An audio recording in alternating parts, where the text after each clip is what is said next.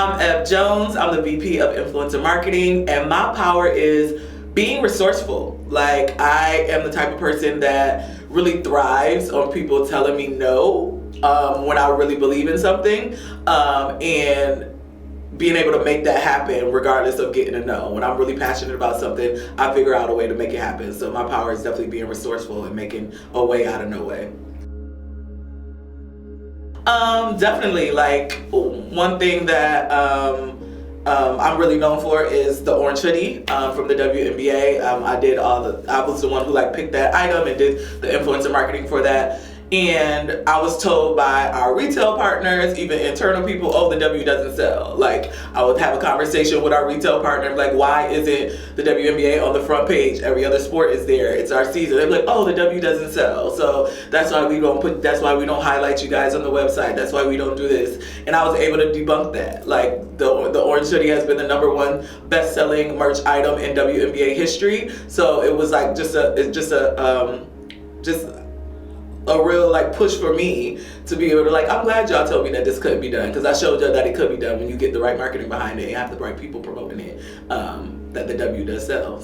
I think how I have the energy to keep going is that I always feel like I'm fighting for something bigger than me, right? So with the W, it's like a league that's 80% black women. We're always looked at as an afterthought. Like, even though we're the ones who create culture, there's so many articles out right now about black teen girls are the ones who create culture.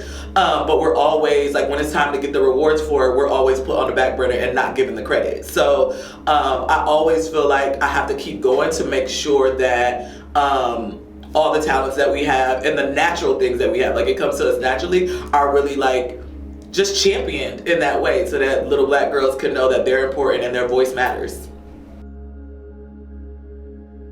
Yeah, a way to harness your power is to be really confident in yourself. Don't be wavered by all the noise, because in the age of social media, there's so much noise out there that are telling you you're not doing it the right way, or there's only one way to do things, or you have to look a certain way or be a certain way. And the biggest part about the internet, that is the best part about it, is finding your tribe. So you don't have to be one way anymore. You don't have to be the cutest or the flyest dress or whatever. You can literally be your nerdy self and find other nerdy people like you on the internet to be able to really cultivate who you are as a person and know that you bring something in your individuality. That's the biggest thing. The best thing about the world is everybody has a superpower and everybody individually has something to give to the world. So it's just about figuring out what that is and really honing in on that, and then using it to the best of your ability to bring everybody else with you and behind you. What 10-year-old Eb will think about me today? 10-year-old Eb was wanting to be a veterinarian. 10-year-old Eb, my entire room was leopards and snow. I was ooh, I want to go to Tanzania and I want to be a veterinarian. I was super into animals and learning about animals and taking care of animals. So 10-year-old, and I was supposed to go to the Olympics. I had been running track since I was 4. 10-year-old Eb was so much very different than the person I am today and what I'm doing. So I would just tell her to try everything. When I was coming up, a big thing for black people in general, they were all your parents were be an engineer, because that was the thing then. Everybody had to be good at math and science and be an engineer, because that's what the job was of the future at that point. If you're growing up in the 80s and 90s, it's be an engineer, you gotta be good at math and science. And so I went to high school, in a science and technology high school, didn't realize in high school I didn't want to do that I wanted to work in media. So I would feel, I'm glad I did it though. I did a summer engineering program at RIT when I was going between middle school and high school. So I would just tell the 10-year-old me to try everything. And I feel I've had to do that, because working in digital, it's always ever changing. You have to be on the cusp of everything that's new.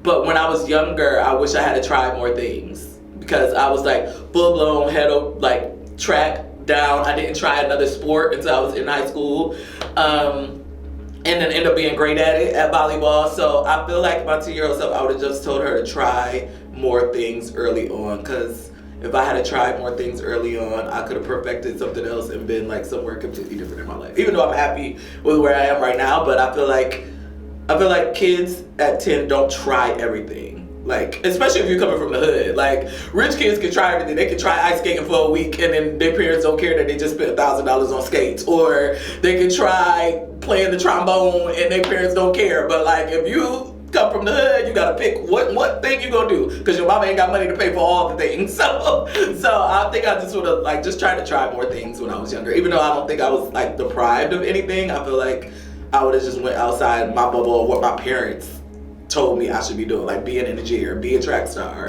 And I just went that route until I got in high school and started rebelling. It was like, no, I'm gonna do what I wanna do. I definitely am proud of the person I am today because I've done it my own way.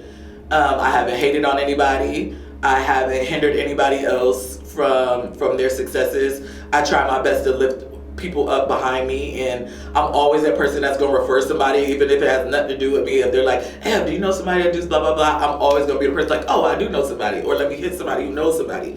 I feel like that's probably my biggest accomplishment, is being a dot connector and really just like wanting to see everybody win. Like, genuinely, I want to see like good people win. Happy Women's History Month from VaynerMedia and VaynerX.